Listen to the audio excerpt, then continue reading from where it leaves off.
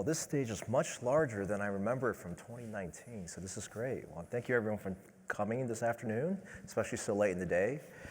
So, when the World Food Prize Foundation asked me to come back and speak, it was a dream come true. I thought it was going to be a once-in-a-life opportunity the first time. Then when they asked me to talk about us specifically, I was kind of blown away. And the concept was, ZeaKal over the past 4 years as a company is doing something truly special and remarkable in the world's largest agricultural markets and crops, which is we're actually trying to reimagine what the future of agriculture can look like. So as a quick introduction of who we are, we're a plant traits company commercializing a technology that improves photosynthesis. And when we're able to improve photosynthesis, we're making crops more nutritious, more energy dense, and more sustainable. Now, this all sounds great, but about 4 years ago at the beginning of the pandemic, we realized that technology alone is not enough. That technology in a vacuum will never reach the hands of growers and ultimately the consumers that they'll benefit. And I was really frustrated at that time because here we were cracking one of the cardinal codes of life, and the market just wasn't responding. And I started thinking about every reason someone said that we could never go to the market, that the supply chain could never reorient itself, that farmers were going to keep growing commodity crops, and this is going to be the way the world is. And I remember putting up 37 Post-it notes behind me of every reason why we couldn't do it. And we just went on a journey to try to see if we could systemically understand all these challenges and whether they can be undone. And through this journey, I would say that we've made some amazing friends and we came through some amazing partnerships. And so again, thank you for the foundation for giving us a chance to share our story and journey over the past 4 years. And I really wanted to introduce our fellow panelists who really make up the story of who ZeaKal is today. So let's just go down the row and let's start with you, Jim. Great, thanks, Han. My name is Jim Schweigert. I'm president of Grow Alliance. We're a 3-generation-old seed supply chain solutions company. And so we provide services to seed companies around the world in seed production, contract breeding services, and we also out-license corn and soybean germplasm.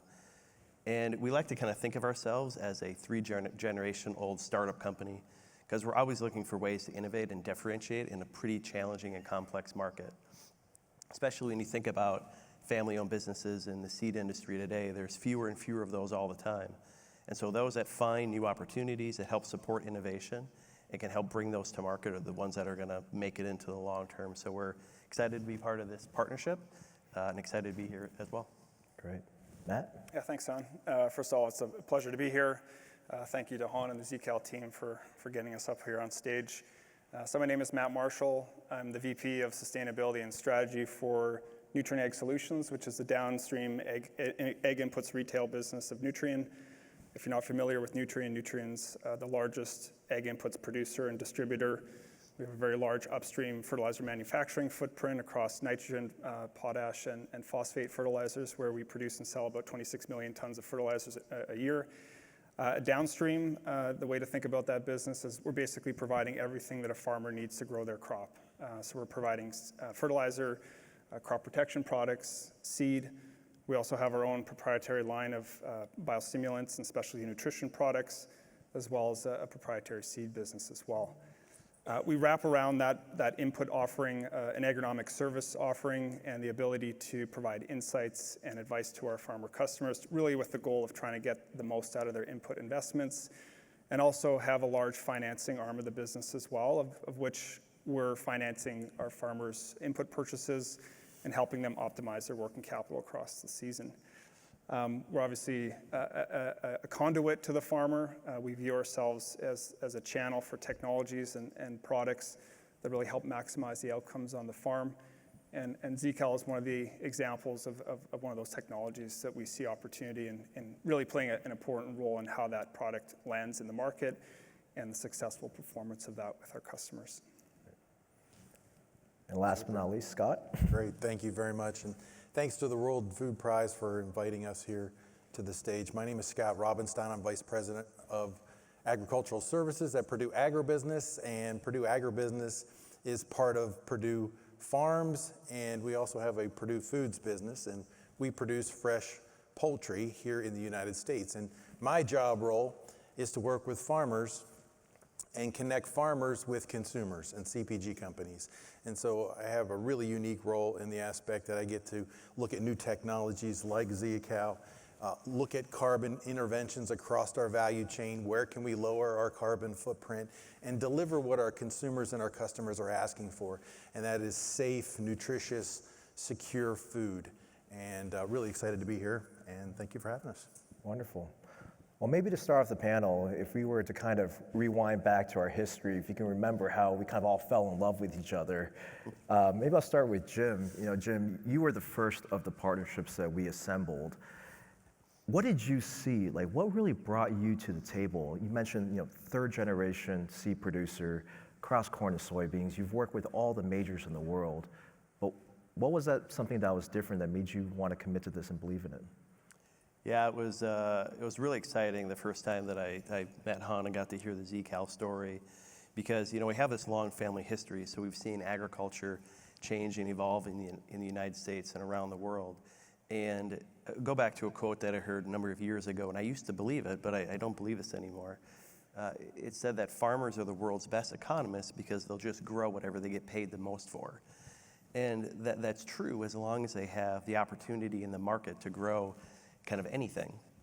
But when you think about the evolution of commodity agriculture, it's really kind of consolidated down to just a few crops, and that limits the farmer's options, and then there's significant capital that's invested to farm those crops. And so the ability of a grower to switch is not as easy as it used to be. Mm-hmm. And when you have that type of system, it tends to lead to consolidation, lower margins, and essentially you have farmers that are producing an output that's equivalent to their neighbors, equivalent to farmers around the world. It tends to lead to just lower price wins. And so we've seen that, you know, since the 1940s when our company was founded. And that's just hasn't been good for independent seed companies, for a lot of smaller growers in the United States, and we've seen those trends over the last few years continue to accelerate. So when I got to learn about this, we can produce a product with characteristics that are beneficial, that are differentiated, that give growers an opportunity to earn a bigger premium and be part of the supply chain, not just a customer of it. We're really excited and proud to participate. And Jim, you mentioned a customer of the supply chain. That's really interesting because the way that seed is sold today, that supply chain is really from the genetics to the farm, right? Yep. The point of monetization is really thinking about what a grower can afford to pay for seed, but this is rethinking where that seed ends up. So maybe, Scott, I'll come to you now. Why is that better seed so important to Perdue?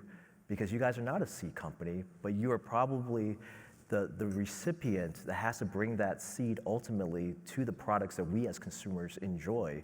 So what's really driving Perdue to want to now kind of put their hat into the seed arena in order to drive your business? That's a great question, Han. And it's really revolving around a high nutrient dense grain that can really change poultry feed formulation and provide a more nutritious, better tasting chicken at the end of the day. And we really realize the fact that through a sustainable high nutrient grain, we're providing a better nutrition for that chicken. It's healthier.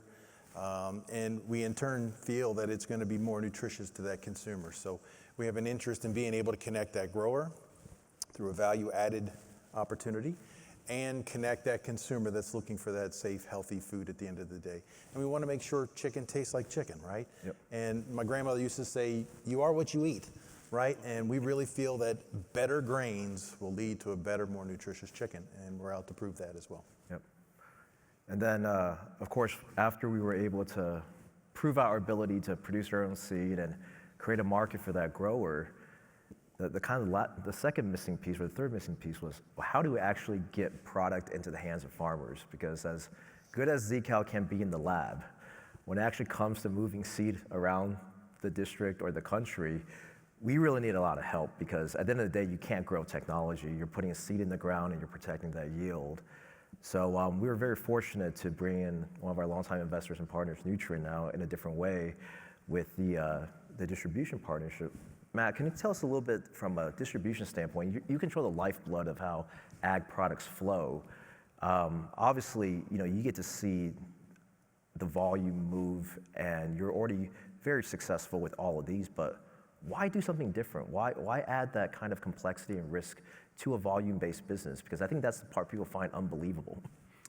Yeah, thanks, Hon. As I mentioned earlier, the nature of our business is unique in that we have a whole host of different capabilities to pull through different technologies towards the customer. We are actively in the market of sustainability today, where we're recognizing the opportunities that we have to actually enact on the acre changes that actually create attributes that have downstream value. Whether we're looking at carbon intensity or creating a unit of environmental attribute in which we can create an opportunity for incremental value creation, that's something that we're actively doing today. There's several elements that feed into our ability to do that, and the growth and the ability to scale behind that. But when you look at the nuts and bolts of our business and the fact that we have a very high touch business model where we're in the field with farmers every single day, we have a network of over 4,000 crop consultants that are working with our customers day in, day out, and across the season. We have a business model that's very amenable to pulling through a variety of different technologies. That can be technologies from our major suppliers of the seed and major ag chemistry companies. Those can be technologies that we originate ourselves, which we do make investments on a portfolio of products that we've developed and originate ourselves and pull through our own channel. And then, of course, looking to innovative new technologies in the startup world as well, where the ZeaKal technology and the PhotoSeed technology would fit as well. And just recognizing that we have an important role to play in pulling through those technologies, and also feeding into the demand signals that we're seeing downstream, whether it's around nutrition, whether it's around carbon intensity, as a means of evolving our own product offering and capabilities, and ensuring that we're not standing still and expecting that traditional inputs will just continue to be fly off the shelf in volume, and recognizing we need to be nimble on that front, and be responsive to those demand signals. Matt, you mentioned demand signals, and that's really interesting because ultimately, all of us as supply chain players, whether we're creating the seed, the genetics, the infrastructure to process that grain, we're really doing one thing, which is we're connecting growers with consumers ultimately. There's been criticism of agriculture that because our supply chains are very large, we're very horizontally consolidated, but in some ways we're very vertically fractured. What should be partnerships sometimes ends up being competitors or antagonists. But really, it's repairing that fracture, harmonizing that supply chain that really matters. What are some of the trends that you're seeing that's really fostering that, that's really transforming modern agriculture? What are we doing to really bring that consumer and that grower together, and are we successful at it so far? Who's that for? For me? Well, that's probably for all of you, so whoever wants to take that one first. I was able to sit in for Jackie Jonah Kersey and Chancellor Robert Jones from University of Illinois, and one of the comments that Chancellor Jones made was to build that system, you have to have trust and mutuality, and that really struck me because that's the thing that's so unique about this partnership is you have the entire supply chain sitting down at the table together, going over the model, and then understanding how we can all participate in it and all benefit for it, including the grower who's not on stage tonight. Yeah. But it's really well represented in the concepts of the NewType model and how this is all built. And you're right, Han. Like too often, it's individual players looking to get their own piece, and if what they're doing happens to benefit somebody else down the road, that's good too. But here you have the whole chain, from innovation all the way through delivery to the farm, the offtake to feed to oil. It's all together and all working together, communicating and doing it collaboratively. And that's what's really exciting because it's a model that I think can be used in potentially other commodities or crops, but it is one that takes that trust and mutuality to be successful. And as we take a look at the transparency that you were talking about too, we're inviting each other's supply chains to come together in this NewType model to provide that full traceability and transparency we need from seed to consumer. That's what our consumers are asking for. Tell me how that crop was grown. Tell me the impact it had on the environment. And by pulling this unique type model together, we are opening our supply chains and working together to lower our footprint, provide a higher, more nutritious grain, and better tasting, more nutrient, safe food for our consumer. And that's the exciting part of the NewType model. Yeah, and I think if we look at the nature of Nutrien's business today, just the way that we're configured, we naturally take kind of a value chain perspective to our own business. We've got a large integrated fertilizer production footprint. We're mining potash in the ground. We're producing nitrogen from natural gas, and we're following that product all the way to the farm field and supporting it along the way. That same type of mindset, as we kind of look past the farm gate, has great applicability as we think about how do we connect the nodes in the value chain more efficiently and really configure our business in a way that meets the needs of the end consumer. That is one area that, through collaboration and partnership, that's absolutely critical for us to be able to gain those insights and those understandings, and also be able to connect into those value pools. As Scott said, at the end of the day, there's an understanding or an expectation that there's going to be differentiated market value and value that, as Jim said, the farmer can participate in, and probably disproportionately so, but also makes good business sense for the folks up on stage here to kind of connect those nodes in the way that we have. And so I think it's obviously very exciting, the model that we've built here, and the fact that we've got really the full value chain represented, and again, the opportunity to build momentum behind that. And is that definition of the consumer also changing about who our end customers are? Like, I've been thinking a lot about, that the consumer is not just the person that wants to buy the most delicious chicken breast at the supermarket. It's now also your CPGs that are trying to reduce their Scope 3 emissions. It's energy now. We can't be talking about agriculture today and not talk about energy and the role that agriculture has for decarbonization.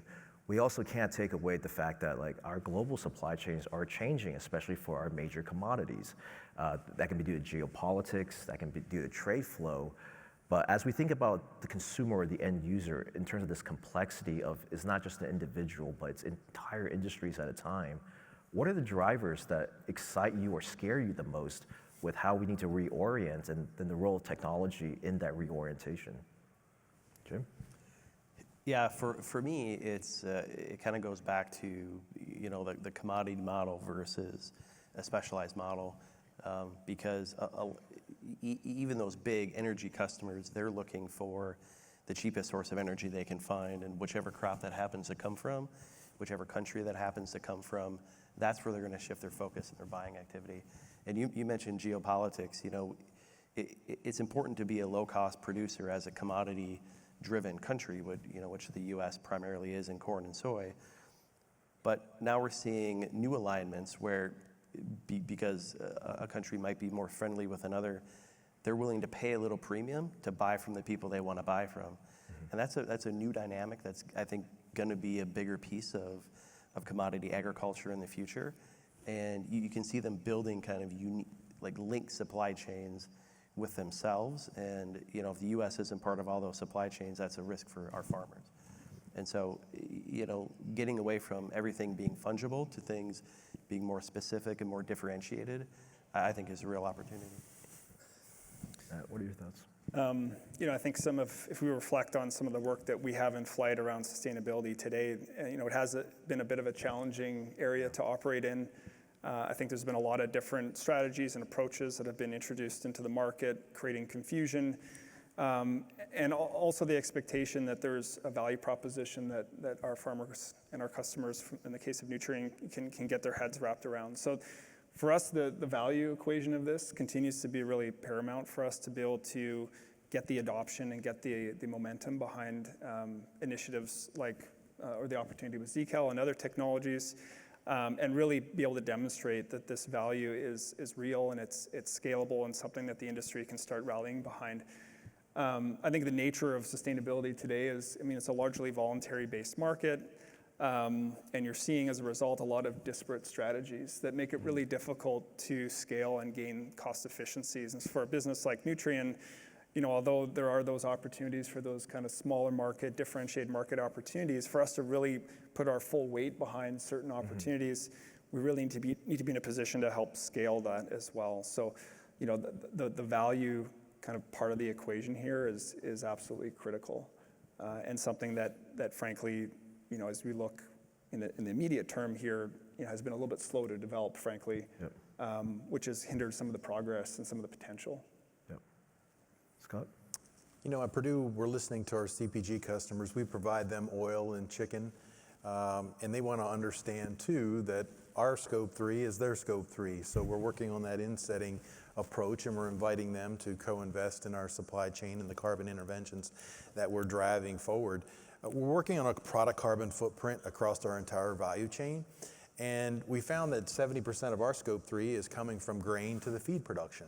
So having a higher, more nutrient grain, sustainably produced, that adds value across the entire processing chain really helps lower that scope 3 impact and create a more nutritious grain that we can then in turn make a healthier chicken. So we're excited to provide support and share those scope 3, that data transparently across the value chain all the way from seed to fork. So I actually heard that one of the enemies, which you would not actually suspect, to this inertia that's building up is scale.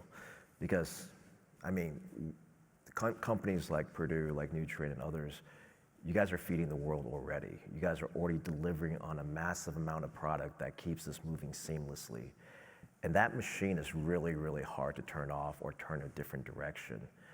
And I think when we sit from the startup side, there's always that question of, well, what does that ecosystem look like?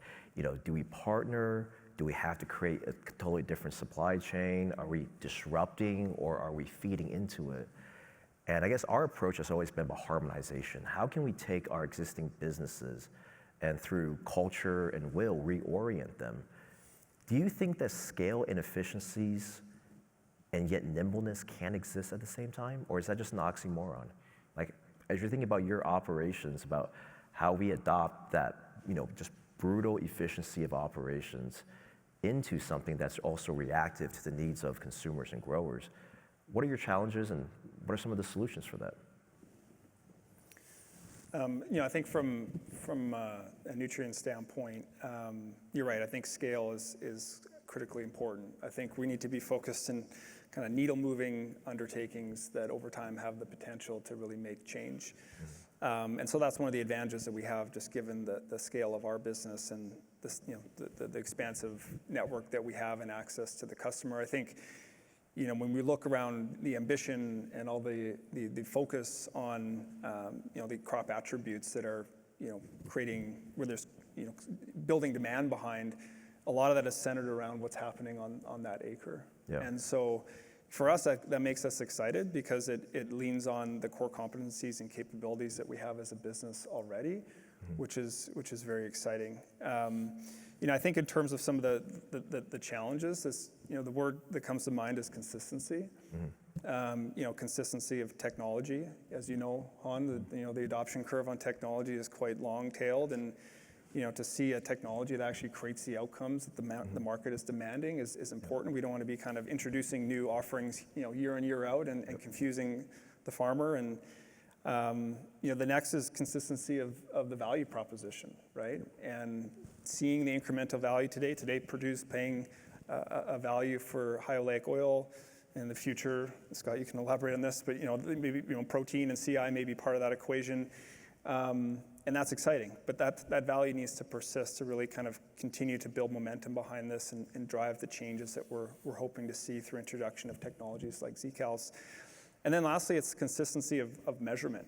I think the tools, the methods of quantification, the ability to audit and verify the outcomes, and for organizations like Nutrien or Perdue or others to credibly stand behind those outcomes in the market in which there's greater scrutiny on those claims, I think is absolutely critical as well. So again, that word consistency I think is really important and something that, if we're not careful, could be a potential barrier as well. I like that because from the grower standpoint, that's another benefit of having the whole supply chain together, united about it. They know there's an offtake partner in Perdue that's been very strongly supporting this. So the farmers know this isn't a fly-by-night, this isn't a 1-year deal or a 2-year deal, and they make switches to their operation, now the product's off the shelf. Because that's happened before. There's been seed innovations that have come into the marketplace too quickly without a plan for what you're going to do next or how are you going to manage it through the whole chain? And growers may adopt very quickly, but then that product goes away. In this case, the grower doesn't have to worry about that because we're all at the table building that long-term demand so they can make those changes to their operation and know they're going to get rewarded long-term. Yeah. So one of the questions here then that's kind of coming out of this is, we're just starting out. This is a vision and a blueprint of what we think agriculture could look like. But everyone on this panel has mentioned that we're now all accountable for how we produce and what we produce. Given that the demand for accountability is now on all of us, that the supply chain can no longer be anonymous, that these breaks can't occur where one group just goes back to business as usual and leaves their partners hanging. Do we see this as, maybe not this technology or this relationship necessarily, but do we see this as the broader trend of where agriculture needs to go, or will this continue to be a niche product? Because I think that is the skepticism in agriculture really is, we've heard a lot of promises on technology, we've heard a lot of promises on collaboration, but agriculture is difficult, agriculture is long, it is challenging. That will to continue to have that diligence, in order to follow through on this, has led to a lot of skepticism. And at best, maybe it's a niche product. But what I'm hearing is that these factors, these drivers are all too important to just be for a certain subsection of agriculture, that we have to be more sustainable, we have to be more nutritious. We not only have to address food insecurity issues, but now we're addressing energy insecurity or decarbonization of both industries. Is this going to become the new standard? And what is it going to take to get to that scale? Are we going to look at this 5 years from now and just say, actually, this was the genesis of something new, which will be the next version of modern ag, or will this kind of just revert back to, what it was for the past 30 years? It's a great question, and I mean, it's one that we think about quite a bit, just because, we have third-party relationships with, well over 100 seed companies, breeders, and universities around the world. And they're all trying to figure out, what does this market look like these next 10, 20 years? We've been in a period where there was significant acre demand from commodity products, significant global demand with a lot of forecasts for that to just continue to rise almost in perpetuity as population expanded and grew. And we're seeing some of those trends slow down. And we're seeing the commodity cycle, be a little bit challenged, especially in the U.S. And the cost of innovation is a lot higher than it's ever been, especially with trying to deregulate something globally if it's a GMO trait. So when you have increased cost for bringing innovation to marketplace, and you have a lower opportunity cost for the farmer who's planting those products, you start to run into this funnel really, really quickly. And I feel like we're kind of in the outside rings of that funnel today. Just quick math from last year, you have about $1 a bushel lower on the commodity price of corn in the U.S., and the average corn yield is 183.8, I think is the latest update. $183 less per acre for a cash grain farmer. That doesn't support a lot of new innovation. That's really expensive. And so you have to find ways to generate more revenue per acre to afford that innovation, or innovate in a different way. So I think the real broad pieces are kind of pushing this funnel to where I see this as a key model for the future. Our CEO, Kevin McAdams, is really changing the culture at Perdue and moving towards raising a better future for our customers, our growers, our associates, and our animals. And we all have a part in climate action. We all can do something. We know we're up against a big hurdle here. And I think it has to change. And I think we have to be responsible stewards of these natural resources, find new ways to bring innovation and technology to market faster. And I think by opening up these supply chains and being transparent and working together, we can leverage expertise across multiple supply chains and deliver that safe, more nutritious, better tasting product at the end of the day. And so we're excited to be here as well. So. Yeah, I mean, I think there's an element here that's, seeing is believing. Yep. And being able to prove to the market that, a collaboration like this and others actually can yield a value proposition that makes sense for each of our organizations and principally for the grower. And then we can actually kind of do this at some sort of scale that's needle moving. So, we're certainly motivated to continue to go down the path of collaborations and partnerships like this. But that is one of the kind of key tenets of our sustainability strategy today, is that value chain collaboration and connectivity. And in the absence of that, it's very difficult to see a future in which there's really any significant change that's on the horizon. Even if I reflect on our own business again, as I mentioned, we have a large upstream fertilizer manufacturing business. We actually produce low carbon nitrogen today. So it's carbon capture, it's lower carbon intensity than conventionally produced nitrogen. We're trying to build demand for that product base today and create a bit of a differentiated market opportunity. Imagine if we were able to connect that upstream to what happens on the acre, and looking at technologies like ZeaKal or products that improve nitrogen use efficiency, and even for opportunities for emission improvements even further downstream as we look at the feed, animal feed, and energy side of the equation. So it's easy to get excited about how these different nodes and the different improvements that we see across the value chain can connect together, but facilitating those connections and openness and the transparency required to be able to kind of make those connections, I think, is super important. So again, it feels like we're starting small, but it's representative of what I think is going to be really important to drive any material change. Wonderful.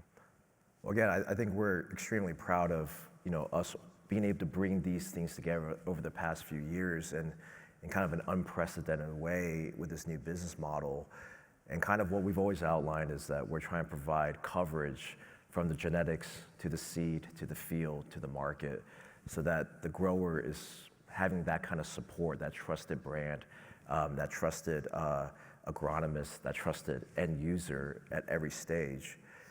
There are still people missing, though, from the supply chain. I keep saying we've completed the supply chain, but we really haven't, because there's always more and more people, and I can't help but realize that one of the biggest groups that probably should be here to talk about growth, predictability, stability is policy.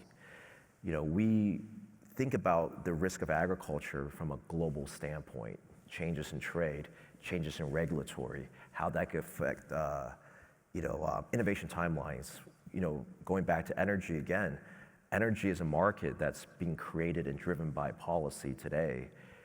What do we think if we were to say that the supply chain needs to be completed with policy, that industry, technology, and government are all working together?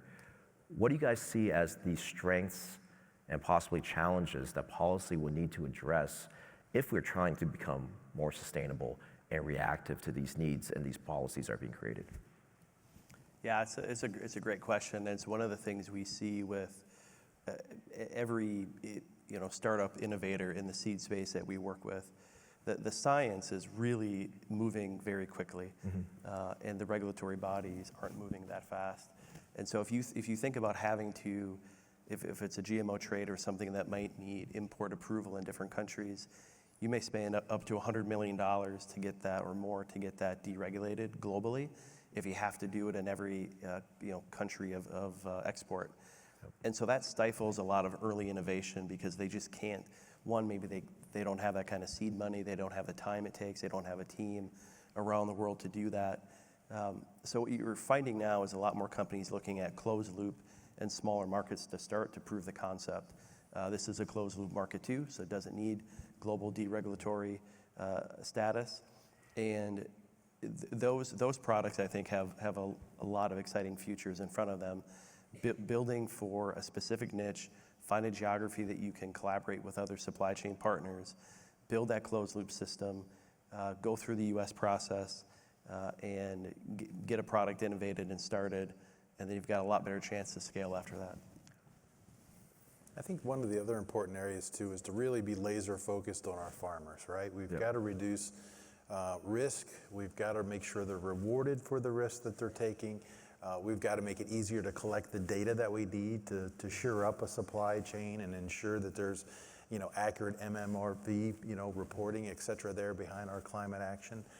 So I think making sure that investment in supporting that farmer is going to be super critical moving forward in this market. And there are opportunities coming. Yep. You had mentioned even value added for food, but energy markets are coming. Yep. So I think there's a real opportunity there, but we want to make sure we can support that farmer. Yep. Yeah, and just to echo what Scott said, that would be my response to that as well. If you want to add a fifth chair up here, you probably want a farmer as well. But as Jim said, well represented, but nonetheless, really understanding kind of the dynamics from a farmer perspective, both in terms of risk, the operational complexities, and then the economic side of that equation. And so ensuring that they're kind of at the forefront of the thinking here is going to be important. As it relates to policy, I think one of the important elements is ensuring that policy is inclusive. When we look to different, tax incentives or other frameworks that are out in the market today or potentially emerging, we need to understand, how various supply chain or value chain partners can participate in that, and principally the kind of distributed value of those opportunities makes its way back to the farmer. I also think there's opportunity for advocacy and highlighting, what the openness and willingness of the supply shed to collaborate, and how we're positioning ourselves around emerging value pools that are driven from policy, and to really highlight the fact that we can actually, it's helping drive more of that connectivity that's ultimately going to drive change. Wonderful. Well, I know we're getting kind of close to the end. And again, this was really an opportunity for us to tell our story, but to tell it through the voices of our partners that have really made this happen. And we really wanted our little part of the world and what we're working on to hopefully be reflective of greater trends and kind of greater missions to make agriculture more sustainable, more reactive, and more resilient, given the complexities and the needs of the world on the horizon. I know the World Food Prize is looking for call to action. That as great as it is for us to share our ideas, it's, what are we committing to and what are we able to do? And so maybe just for everyone here, just love to give 30 seconds from each of you on, like when you wake up on this mission-driven career in life, what are the things that you want to see happen? What are things that within your power to deliver as leaders of agriculture? Wow, that's a great question. From my perspective, it's really, we've been able to enjoy a 3-generation family business, and we went from 2 acres of hybrid seed corn production in 1941 to 5 locations in the U.S., a new one we're opening in California in November, and a location in Chile, and we're working in everything from vegetables, row crops, oil seeds. And so we've done that by looking for ways to be different, to diversify the business, and which is a little bit counter to where agriculture has gone in general in the U.S.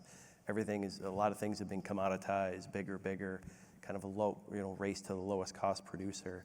So what gets me excited is building the opportunity for more premium for growers. Growers can control their own destiny. They have more optionality with what they're doing on their farm. And this idea that they're part of the supply chain, not just a customer, because too often innovation comes to the market and the first question is, what do we think we can charge? Or what's the value for it? How much can we extract out of the farmer to pay for this innovation? And that's the wrong way to think about it. The question here is and should always be, what value is created and what's the best way to share it so it's sustainable for the long term? That's what gets me excited every day. Yeah, it's a hard question, hon.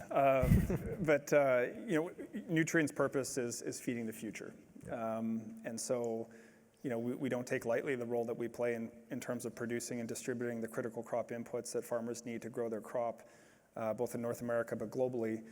I think, traditionally we've been centered in around kind of, everything kind of from the farm gate back up in the value chain. And the opportunities around sustainability and some of the attributes that the sector is now shifting towards has really opened our eyes to look further downstream and understand what's driving that demand and the important role that Nutrien can play in helping deliver that. So again, very excited about what this represents and certainly hope that it continues to gain momentum. And the thing that moves me, I believe, is just working with others and help educate our younger farmers that are coming and our kids, and ensuring that they have a future to look forward to, right? Making sure that we leave the resources that we have here the same way we found it, right? And so I get concerned about that. That's what keeps me up at night. But I know that the more I interact with others, the more that I care for my neighbor, the more that I can do to help impact and lower the footprint that I'm creating here, I think is the exciting part. So just to continue to educate and share knowledge across countries, through universities, and be open and honest, and I think it's an exciting part at the end of the day. We all have a role here. Well, thank you everyone for making the trip out. Thank you for, again, being able to tell the story together. It's much, much better with all the diverse, great voices at the table. We hope you all enjoyed it. And again, thank you for the World Food Prize Foundation for bringing us.